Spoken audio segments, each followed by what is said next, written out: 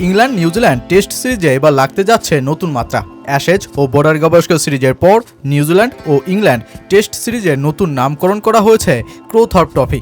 অবশ্য যেই ট্রফি এক অসাধারণ পরিকল্পনাতেই তৈরি করা হয়েছে।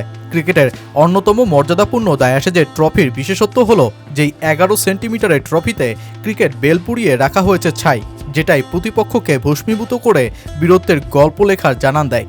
প্রায় 10 কেজি ওজনের বর্ডার গাভাস্কর ট্রফি সুনীল গাভাস্কর ও অ্যালেন বোর্ডার, ঠিক যেই দুজনেই টেস্টে 10,000 মাইল ফলক ছুঁয়েছেন, তাদের স্মৃতিতেই জন্ম নেয়। অবশ্য ক্রোথর্প ট্রফিতে দুই দেশের লেজেন্ডারির নাম থাকলেও যেই সিরিজের ট্রফির বিশেষত্ব একেবারেই ভিন্ন।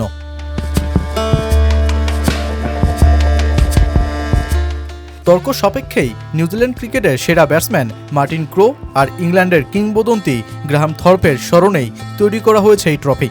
তবে এই কাঠের তৈরি ট্রফির মূল বিশেষত্ব হলো এটা সাধারণ কাঠের পরিবর্তে বরং দুই মিডল অর্ডার ব্যাটারের ঐতিহাসিক ব্যাট দিয়েই তৈরি করা হয়েছে। ট্রফির বেদির পাশে পিতলের পাতে কালো অক্ষরে লেখা ক্রোথর্প ট্রফি। নিউজিল্যান্ড ও ইংল্যান্ডের মধ্যকার টেস্ট সিরিজের নতুন নামকরণের মধ্য দিয়েই দুই দল যেই ট্রফি দখলের লড়াইয়ে নামবে আগামী বৃহস্পতিবার থেকে।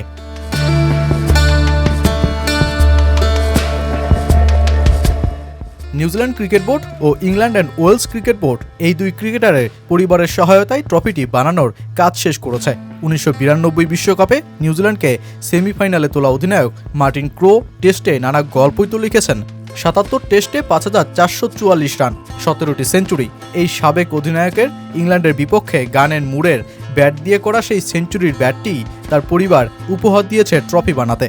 ইংল্যান্ডের গ্রাহাম থর্প জীবনের শেষটায় আত্মহত্যাকেই বেছে নিলেও তার রয়ে গেছে সোনালী ক্যারিয়ারের গল্পটা। 100 টেস্ট, 6,744 রান, 16টি সেঞ্চুরি।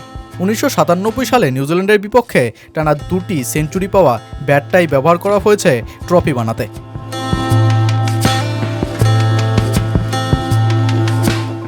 এরই মধ্যে কিউই ও থ্রি লায়ন্সদের যে টেস্ট সিরিজে রং লাগিয়েছেন নিউজিল্যান্ডের প্রধানমন্ত্রী ক্রিস্টোফার লুকসন।